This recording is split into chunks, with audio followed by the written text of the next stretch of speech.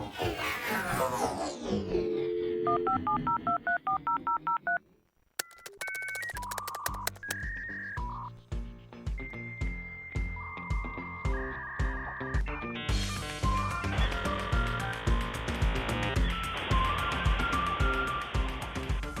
right, here we go. Another edition of Less Kevin, More Tech from UTech IT.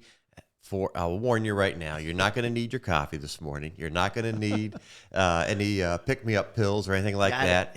Put your seatbelt on because our guest is somebody we've been trying to get on for a long time, but he has a high bar, and he finally broke down, I think, in a moment of weakness and said he'd come on our show. Yes. But this guy is somebody you're going to love to meet. And he's a community guy, family guy, successful business guy, just all around, all-time favorite guy. And likes bourbon. He likes everything in life. Throw that on the top, huh? And I'll tell you that there's very few people that you go through in life, I think, Les, that you meet and you immediately feel better about yourself as soon as you meet this guy. Wow. And I think that there's never a bad day in this guy's world. It never rains. It's never cloudy. And with that being said, I'll get out of the way and let's bring in Vince Parlove. Hey, guys, thanks. Jeez, Pete, what an introduction like that. What the heck? Yeah. Huh? My God. So it's great having you. I mean, Kevin's been talking about you and hoping to get you on the show for a while. So it's great. So, you know, you and Kevin, you know each other, right? So you and me are just getting acquainted. But I looked on you. Number one, you're a social media maven, right?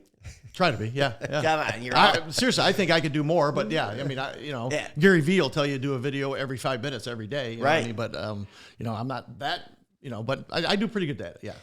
So we were talking about we're parents and talking a little bit about how kids today, a lot of them are planning for their future and what have you, and it sparked. I saw you being interviewed, and you talked a little bit about how you got into this industry, the industry you're in. Yeah. So if you could just give us a little background, how you got into the mortgage business, and then I got some questions about that I'd love to just get your feedback on. Yeah, pretty humble beginnings. I'm a third-generation guy from Brighton, Michigan, where we're sitting here today.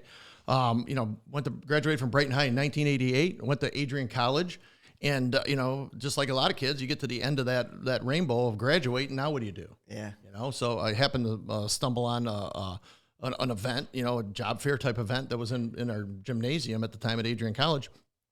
And there were finance companies in there. And I didn't know how to spell mortgage, right? I didn't know there's a T in mortgage. That's a famous line in mortgages. But, and they were fighting for people that happened to be, their goal was to find folks that were student athletes. How'd you end up at Adrian? I'm curious. So that's a small school. Yeah, small school. It's larger now. Boy, ever since I left, they got they just won a national championship in hockey this year. What I mean? They got some good things going on. But, I played football. Oh, okay. I got recruited to play football, Division III, and played a couple years and then decided that, I need to get my education. And that's how I went there. But, great experience. It was, a lot of, really, blue collar kids from blue collar families, you know what I mean? So we all meshed well. Still got lifelong friends, they're actually in the Brighton community now, Joe Zabel and those guys, that we've all been in the business together. So next thing you know, I'm at the Associates Financial Services, and they just got picked up by Ford Motor Company. So I go home and tell my dad I got a job with Ford. I thought I was drunk or still drunk from college or lying or something like that. So anyway, so it was wild, you know what I mean? So next thing you know, I'm doing the finance thing. Cut my teeth hard. I mean, it was a tough deal. It was a graduated income deal where you came in. I think it's $12,000 or $13,000 they paid you, and little by little as you made more progress by being going through all the training that they had, then they paid you more. Right. So it was a great learning experience. You know what I mean? And really, that experience, it's funny how you look back at it. Really, I migrated more towards an operations side of the business, which taught me income and policies and procedures and things of that nature that carried me through to help folks that were getting into the mortgage industry. I got it. And lo and behold, I'm still doing that today. Right. You know what I mean? So I saw that you were a president. Yeah. Yep. What's that about? Yeah. So the history of a mortgage guy here, right? So it's a great story, though. I think. I mean, yeah. So come out of the associates and start a company that turned into a company called FMF Capital. In 2005, we took that company public in Canada. Great run. And then 2006, the whole world starts falling apart, right? And goes through 2006, 7, and 8, right? So in 2008, unfortunately, we had to set that company down. We did it the right way. And then didn't know what I was going to do. Started a little consulting firm. Me and another Brighton guy, Jim Mack, we did that. Wow. And we did that, and we're just kind of trying to let the dust settle. Nobody knew where everybody knows that. The cool thing about mortgages is everybody needs a house, right? It's always going to be there, right? Yeah. So we didn't know what was going to happen. We let the dust settle. We've been kind of through a couple of these, not this bad, because nobody ever thought 6, 7, and 8 was going to be as bad as it was. It was just going to be once again, just a little blip in the whole gig. But then me and Jim land a deal out in California to help a company put a warehouse line together, because I kind of migrated to secondary marketing and warehouse line management and things of that nature. So this company, engages us with our company, and we go out there, and we're there 6, 7 months. We started a branch here in Michigan for them, and they were going out of business behind the scenes. They couldn't weather the storm either. Yeah, and that was 2007, probably beginning of 2007. Well, we got this branch in Michigan, and then Michigan Mutual, who was the president there for almost 11 years. It was a great kind of meeting. We had known each other, and me being in the wholesale business, and we'll come to that. One little difference there is they came to us and found us at the right time, and we found them, and they're like, "Hey, we'll take your branch on." So took the branch on, and that was like in May of 2007. And by January of 2008, they made me president of the company, and I took over both sides, and that's cool. I was going to say, explain for some people, we're talking mortgages here, and I don't think a lot of people understand that there's really two parts of the mortgage business, right? There's the consumer part that we're all familiar with, and then the wholesale part. Just give a quick overview of that. Yeah, I guess it's, the term wholesale, just I don't care if it's food or mortgages or whatever, you know what I mean? So there's independent mortgage brokers all over the country, probably 15 or 16,000 of these companies that exist. And then being a lender, okay, and calling on those folks to actually fund their loans and underwrite them. Okay, so then you got retail folks that actually deal with the consumer. So we don't deal with, on the wholesale side, we don't deal with the consumer. See, to me personally, I had no understanding of that, because I went to my bank, apply for a mortgage, get a mortgage, buy the house, yada yada yada. But I didn't understand that there was a whole industry, behind that. See, I learned real quick. I called Vince and said, "Hey, I need to refinance my house," and he said, "Well, I'd love to help you out, but you got to have over a 520 credit score." So, so I was immediately Kevin shut was down. Almost there. It was almost there. We're going to help him out with that too. Good advice. Pay your bills, Van Campbell. But Les, it's so funny because people, I think it's the idea of it being money. I can explain to somebody that there's an orange grower in California or wherever. He grows an orange. He sells it to a middle guy that sells it to Myers, Kroger's, and everything like that. No different than the mortgage wholesale industry. You know what I mean? It's just, I think people get kind of caught up or trip over the whole idea that it's money. You know what I mean? Because we sell money for a premium. Mm-hmm. So if it's a copier or orange, so here's back to me being the consumer and not understanding that world. I'm hearing you talk about an orange, right? An orange is tangible. I can hold it, bottle of water, whatever. But with the money today, anyway, we're really talking about electrons on a wire. There's nobody. Nobody's saying here's your money. Yeah. It's an electron. That's you go to an ATM. It's an electron. And you get paper out and it's a dying fad, isn't it? Yeah, it really is. So the whole concept of a wholesaling of mortgages, you're wholesaling electrons, and that's it. And it really is for the whole mortgage business too. And then there's the whole servicing side of things, and then there's a whole market in regards to that can confuse people. And I can kind of talk smart about it and act like I'm smart about it, but there's a whole different dialect in the whole secondary marketing piece. Energetic yet humble. So the company you're with today, are you guys having any success there? Yeah, we're doing pretty good. Just a little bit. Tell us about that, man. Geez, Pete's, so the relationship with UWM, it was originally known by Shore, goes back to really Matt's dad. Matt's dad and I, he's a successful attorney. The whole family's successful. Matt's brother Justin's successful. I mean, it's just grit, determination, and And if he was sitting right here, he'd blend right in with this conversation. Right? He's no different than us. You know what I mean? But the guy gets up. I mean, he's sitting at his desk every day at 4:00 in the morning. Wow. You know what I mean? And he's the first one in and last one out. Yeah. Well, Every day. You know? I've not met Matt, but I've heard you talk about him, and from everything you read, the guy's a grinder, right? I mean, it started with the basketball days with the MSU. He just learned how to work, and the work ethic's unmatched, right? Yeah. I mean, it's funny in regards to, I've always been kind of at the top of the pyramid in regards to the companies I've been at, right? Yeah. And now, there's 80 of us that kind of meet on Mondays, and we lead the organization. But with having him, at the top and just relentless, have you read the book Relentless by Kobe? By who? By Kobe Bryant? No, Kobe no, Bryant, sorry, Relentless. You guys got to read it. Yeah. Okay. I mean, put it on your list. You know what I mean? Or I listen to books, but anyway, so but you talk about a guy that is positive, energetic, right attitude. Our philosophy is, and I believe that ever give me a guy with the right attitude and work ethic, I could take that guy I can teach him the mortgage business. I can teach him the copier business. Mm-hmm. Right? So it's kind of funny when you're going down that route. And the only reason what I bring up is you look, Calvin Coolidge, that's one of his famous quotes from 1916 or 17. There's a lot of talent out there that lies wasted. Yeah. But it is work ethic. Yeah. It is. That's crazy. It just worked for me, and it might work. That might work for me. We've been trying to get Kevin on TikTok, but yeah, he'd do good on TikTok. Yeah. It's his generation. That millennial generation. But I've just been, I know it. I can, I got the videos I have out there on my LinkedIn. I've got hundreds of them. I do them now in it's a 7-minute from shooting to production to posting. You know what I mean? And it's easy, and I think people resonate with it because they like the spontaneous.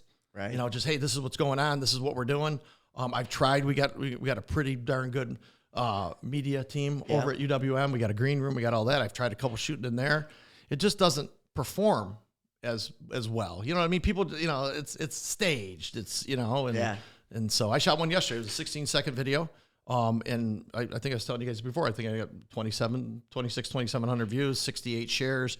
Those shares are big time. That's what catapults you. You know what I mean? Because those guys you can't see what that is, but I just sit there and say, okay, if I'm doing, let's just say everybody's 10%, and that's 300 times 68. You start doing the math. You know what I mean? Yeah. And then if there's shares on top of that you can't see, it's like a snowball going downhill. Yeah, we'll jump back to business here for a second, but I wanted to divert and talk about what I've always admired is that, Vince, you've been uber successful, right? And everything you've done. But there's always been that balance that you maintain with your family life. And you've got 3 amazing kids, Gigi scoring a winning goal in a national championship game. I mean, that we were just talking about earlier, that amazing stuff. Rocco's going to own the world here before too long. Yep. And, Lily there, God, I love her. I mean, she just really neat. Yeah. And it's curious to see what path she goes and what she does, but she'll be successful. And I never thought of podcasting before until I heard one of yours, and your wife, Amy, got you into this, didn't she? Yeah. And I think it's really cool. He donates back time to the community. Mm-hmm. You're a volunteer football coach, right, in the area. Soccer, lacrosse. I mean, you name it, basketball probably. But you're also a reserve officer for our city, for police, aren't you? That's been an endeavor the last 4 years. It really came about after nobody wanted me coaching. You know what I mean? I got fired. You know what I mean? It's pretty humbling when you get fired from the 7th grade football team. You know what I mean? And then they say, why don't you try announcing?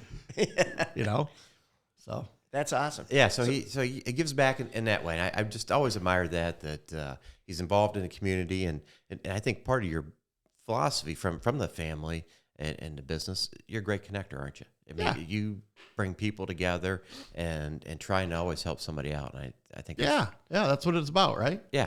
That's what it's about. You were a volunteer or a police officer? Yeah. Reserve police officer. Reserve, that was the word. Okay. Yep. So you got a good story? Oh, geez. Everybody loves the cop story. They're probably not. I work Saturday. I got 3 stories from Saturday night. Yeah. So it's just, the thing is, it's pretty humbling. It's pretty unfortunate what goes on out there. You know what I mean? It's kind of, it really brings you, it centers you.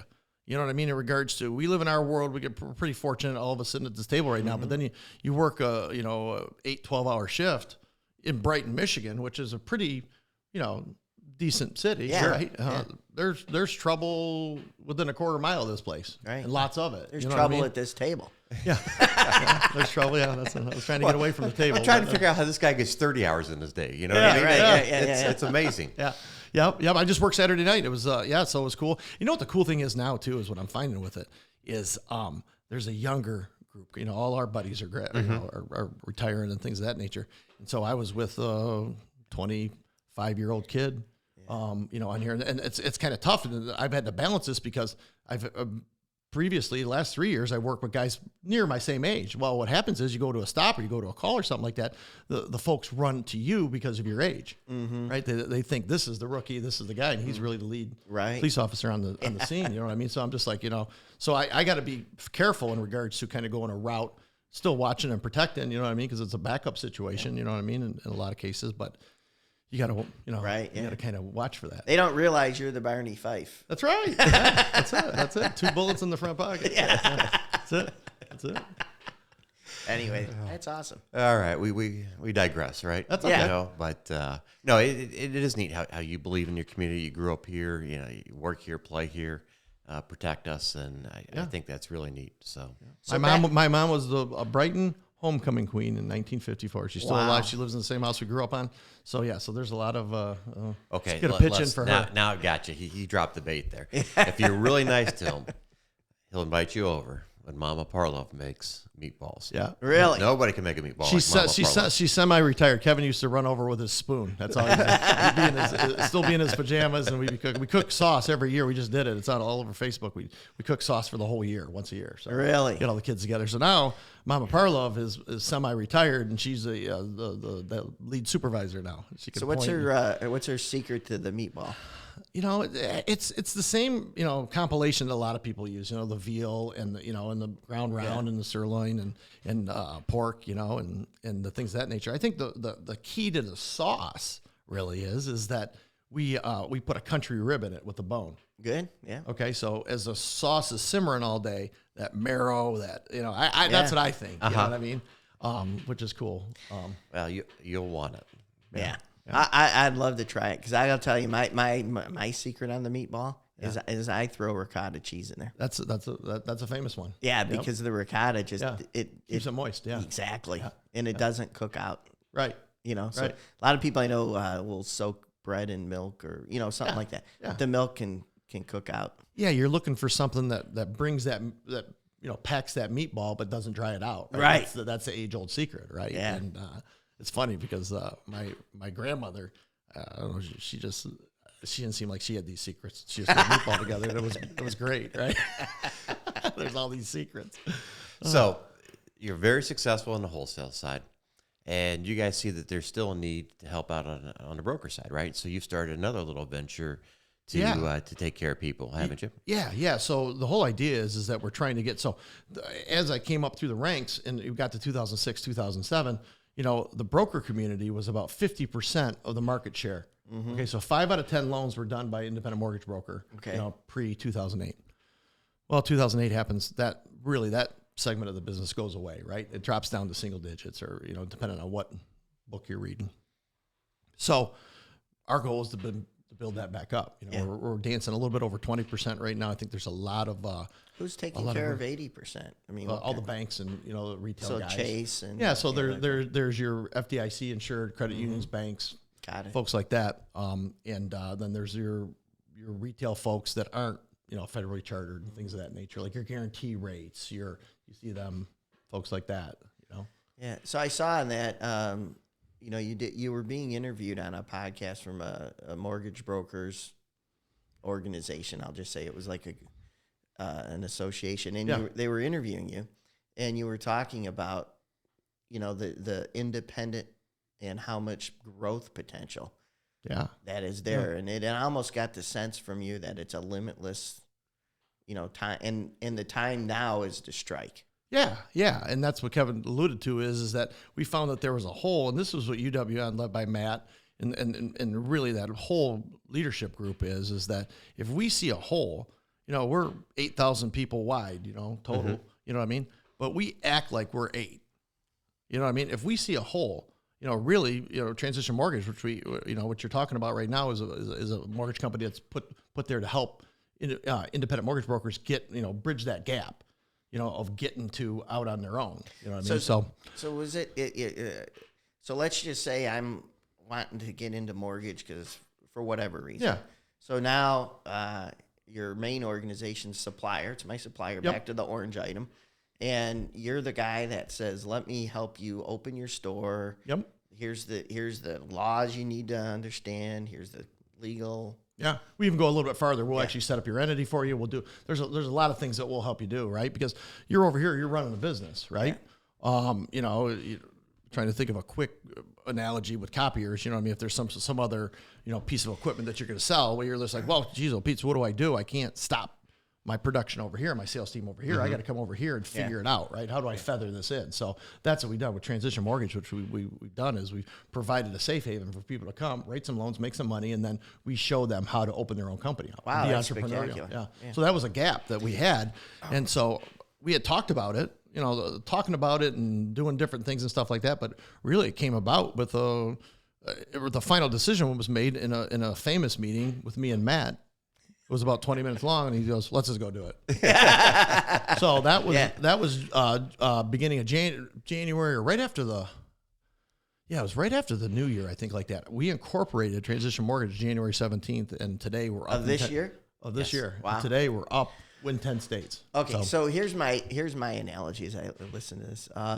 It's like a franchise. Almost. Yes. Yeah. Because you invest in a franchise, and the goal is your rate of success is much higher because the corporate franchise knows a lot of the mistakes. They've already taken a lot of the arrows. Yeah. And they set you up. Yeah, and really, to tell you the honest truth, this company's in existence obviously to first and foremost be right to the consumer, right? Yeah. Through the independent cool. mortgage brokers. The second thing is that they can take this whole platform, everything that I've got that I've already built, you can take the whole entire thing and make it your own. Right. And rename it and move on your way. I mean, there isn't too many, and there's no cost. Yeah. I'm not charging anybody anything. Yeah. On top of it, so it's free. Yeah. But unlike a franchise, right? So I don't got to pay your royalties or every dollar I earn, I keep. Yeah, we're just hoping. So UWM is about 30 to 40% market share in the wholesale business. So everything we do on a daily basis doesn't cost you a dime, or there's nothing in the fine print that says, okay, last bite, when you get this up and running, you should give us 80% of your business or something like that. No fine print, right? So, but we know that we're pretty damn good at mortgages. Yeah. So we know if you make 10, we'll get 3 or 4 of them. Yeah. But we're hoping on. Yeah. Some we don't win. Some, but we got to, after that's, all over and we get, less mortgage up and stood up, we go to war in the ring and we fight for the deals. So there's nothing, people are always like, oh, you helped them. They just give you the deals. I would love it if it was like that. Not that easy. Not that easy. Yeah. Yeah, that's awesome. I like that concept. Yeah. So how did you identify the gap? What was the thought process? Being on the phone, you know what I mean? Well, another thing too is that Matt, myself, everybody, we're eyeball deep in the business. There's nobody sitting on an island getting a check, and just hoping that, it lasts another year, from that standpoint. Matt, myself, everybody, we're, the whole leadership team, we are invested in the business every single day. And you're hearing people, I'd love to come over, but I got this, I got loans, the last 2 years in the mortgage business, but, probably some of the most profitable years people have ever been in the mortgage business and had. So, we're just like, during that time, it kind of, so this gap appeared where people are like, I can't come over. I got all these loans going and things of that nature. Now it's died down because of the recent interest rate, increase. And people now they're running to the finish line. So our phone's ringing off the hook. So awesome. What do you see coming down the pike here? I mean, we're talking about rates going up, costs of funds are going up, and it's tied to the bonds, and so that will affect rates. And you're telling people it's still a good time to get in the business, right? Absolutely. And build it. Absolutely. Because you're building now for the next refi boom, right? I mean, if that's what you're playing for. I mean, a smart person in this business really gets some folks, referral partners, and keeps a portion of their business, purchased. You got to have that piece in there. But a lot of times when the refis start coming so fast and furious, they just kind of abandon that. And then now there's a lot of people going, oh, crap, now I got to go back. I got to get those referral partners back. And they've flown the coop on you. Now they got somebody else. They're working with somebody else, and they're working with that person. They don't just leave that person. You need to be in for the long haul. Yeah. It's like the fire department, right? I know the police don't like the fire department, right? We can't use that. We but, like the fire department. I know, I say it jokingly. But, everybody's running out because the building's on fire right now, Yeah. right? Right. Mortgage rates are going up and everybody's running out, and you're telling the folks, no, now's the time to run in, and you got to be there for that next wave. You got to be there for the next wave, and everybody needs a house, right? Yeah. So you might be fighting for a deal. The problem is right now is that everybody the last couple of years, you wake up in the morning, you got 3, approvals or 3 apps on your phone, right? Because everything's digital now, and that's not happening. You got to go out and you got to fight for it. You got to put your big boy clothes on, right? No more doing stuff in your PJs. Yeah. So like in our industry, what's happening is there's kind of I don't want to use the term washout, but what's happening is as the world goes more and more digital for us, right? The reliance on paper-based devices is starting to decline, Right. And so a lot of the organizations that haven't had foresight, they're selling, they're closing up, and we're having our best year ever. It's taking a sifter, right? Yeah. And you're sifting through there, and it's the pretenders or the wannabes are half in it. They're getting shaken out. Yeah, and I'm going to tell you, it's funny because Kevin asked me to do this. We found a date to do it, and probably last week he's probably wants to change his phone number because I think I called him a dozen times. Like, hey, think about talking like this. Let's do this. What do you want to show? What do you want to produce? Right? What do we want to get out of it? And it's cool. I don't know if we've ever had that deep of business conversations than we had in the last. Been friends, been doing things, and have like friends. But it's cool because then I'm like, I'm sitting here. I'm like, Kevin gets it. Yeah. That's what I mean? awesome. Kevin gets it. He knows he's surrounded himself with people that, to fill his gaps, right? Because that's what we are. If you can't admit that, hey, I'm not this or I am this, you know what I mean? And and then finding people to surround yourself with, man. So it's cool stuff. So I love that. That drives me. In fact, I think I hit you with that a couple of texts. I said, I want to always surround myself with people smarter than me. Yeah. And I had a guy pull me aside. He goes, anybody you hire, you accomplish that with. So, right, you hit a bullseye every time. I love it. Yeah, I love it. Now Kevin's got a financial background, and he's very successful in Wordle. Yeah, right. That's he lays in the weeds a little bit, but there's a lot. He's a successful dude on purpose, Yeah, what right, I mean? exactly. Again, I had practice for 15, 16 years seeing you across the street. It was never trying to sell anybody, but just how can you help somebody? Yeah, and really like that belief myself. You bring people together, you help them, and you show them a way forward. They're going to want to do business with you, or they're going to decide, hey, that guy's an idiot. And I definitely don't want to do business with them. Yeah. But you make it easy for them. But it's all good stuff. Yeah, no, listen, money follows, right? Mm-hmm. It's always followed. It never leads. And if you go in with that philosophy that, hey, listen, I'm going to do this because I'm going to make money. That's a short-lived career, in my opinion. I've been 30 years in the mortgage business. It's been good to me and my family and a lot of people around me. And it's never, I don't get there and go, that product will make us more money. You know what I mean? Will that product enhance, our ability? We think about that every day. I mean, there's a couple of products that we just brought in that, 2 years ago, we probably wouldn't have said, we would have never done it. You know what I mean? But it enhances our brokers to use us and our policies and procedures and our technology. And it's, then they don't have to go somewhere else where it might hurt them, right? Because they lose a referral partner. So, all right. I promised this guy we'd be brief with him because I guess his time is important. How long have we been on already? Yeah, I don't know. But this guy's passionate. You can see his passion in everything he does, and he'd talk all day. Is there anything we didn't get to that we should have brought up today? No, I know. Let's do it again. Yeah. Oh, we're going to hold you to it. We do it again. Yeah, we could have a whole segment on numbers and wrapping things in numbers and things like that. I mean, we could go. That's a whole. I think we got to talk farm. We go to his property, man. The guy's a lamb baron out there, and we'll talk about that. And he's everything. Yeah, he's like that pretzel bite. He's in everything. Everything bagel. He's got it all. I am bankrupt now. My wife's feeding the animals bags of corn that are organic and apple infused and things like that. We're getting stuff from all over the world sent to us. These deer are waiting. I wake up in the morning, they're waiting. Like, hey, isn't this feeding time? So I got a third job, farmer now. All right, before we go, I got to ask you, drinking out of the wonderful cups that my daughter gave me. That's awesome. Les Kevin. That's really awesome. Tech. Favorite flavor of bourbon? If it's up on my shelf, Angel's Envy. Oh wow! Gets a nod from me. The last couple. Yeah. I know people have wine collections. I know people that collect beer cans, empty ones, full ones. Yeah. This guy collects bourbon bottles, so he is an expert. Yeah. I don't know about an expert. I stumbled into that. I told you a story on the way in, Yeah. but I mean, so I got enough. Just tell, how many bottles do you have? We don't get So it was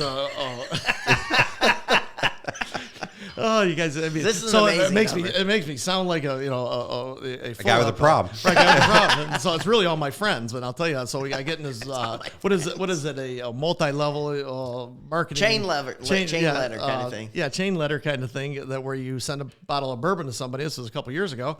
Send a bottle of bourbon to somebody, and then all his friends drop down. Yeah. It was all done on Facebook, and then all those guys send you a bottle. Well, I think one of my really smart friends screwed up because I think somebody sent me 20 bottles, and then that catapulted into that person sending me 20. There's no way I mean, I don't think I got that many. Well, maybe I do have that many friends with problems. I'm not thinking about it. But no, so I think so we did this thing in about.